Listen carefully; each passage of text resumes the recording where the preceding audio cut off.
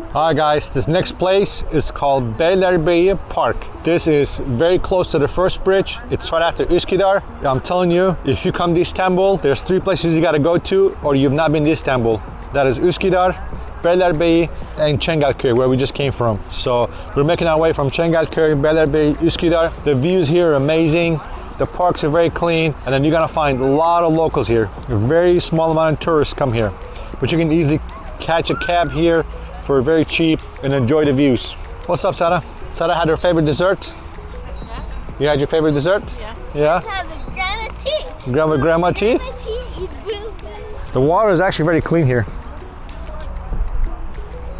And there's a street right here that you can walk from and enjoy all kinds of amazing restaurants with amazing views. So the beauty of this place, guys, Beylerbeyi Park, is you can see the second bridge right there, and then you can see the first bridge right next to it.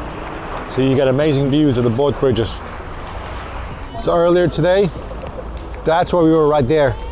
That was our final walk at Çengelköy with the open space.